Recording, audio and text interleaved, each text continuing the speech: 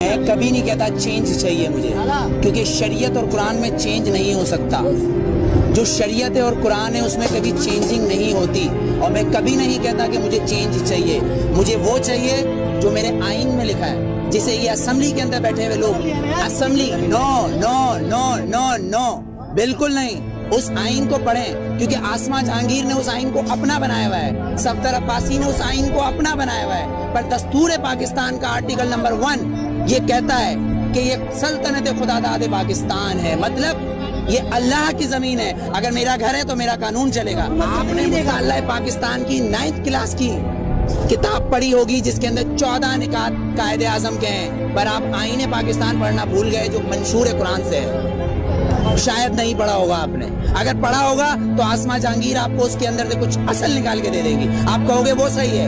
طاہر الپادری صاحب کچھ نکال کے دے دیں گے، آپ کہو گے وہ صحیح ہے، لیکن اصل میں صحیح جو ہے وہ ایک قرآن اور شریعت، اس میں چینج نہیں ہوتا، جو میں چینج کبھی نہیں مانگتا۔ ووٹ میں بتاؤں کیا ہے، ووٹ کیا ہے، ووٹ کیا ہے؟ ووٹ نے تو فرعون کو بھی چنا تھا، ووٹ نے تو ہٹلر کو بھی چنا تھا، پر میرے نبی کو کسی ووٹ نے نہیں چنا، علی کو کسی ووٹ نے نہیں چنا، عمر کو کسی ووٹ نے نہیں چنا، صدیق کو نہیں چنا، عثمان کو نہیں چنا۔ تو پھر آپ اور میں کیسے ہو سکتے کہ اس ملک کا قانون ووٹ پہ ہو، وہ بھی 5 اور 6 سے؟ میرے نبی نے یہ نہیں بولا کسی معصوم کو مت مارو، لیکن میرے نبی نے کہا اگر تمہارے کعبے پہ کوئی حملہ کرے تو اس کو جواب دو۔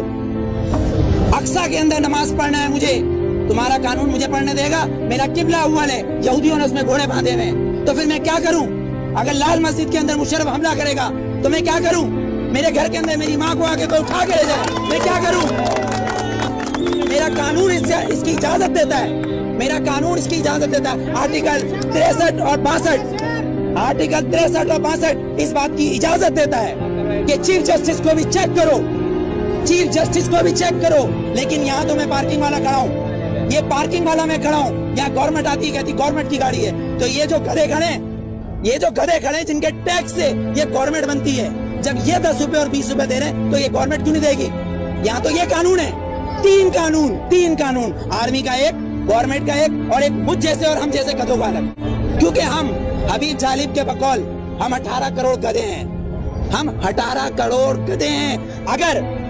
اگر صوفی محمد سواد کے یہ کہیں کہ میں دستور کو نہیں مانتا، آئین کو نہیں مانتا، تو وہ کافر، اس کو گرفتار کر لو، نظر بند کر دو، ٹھیک ہے، اس کو بند کر دو۔ اگر کوئی سیاستدان کہے کہ میں اس دستور کو نہیں مانتا تو وہ الیکشن کا حقدار۔ آپ کو کتنا لون معاف کیا، مجھے کتنا لون معاف کیا، پر ہمارے سیاستدانوں کو اربوں روپیہ معاف۔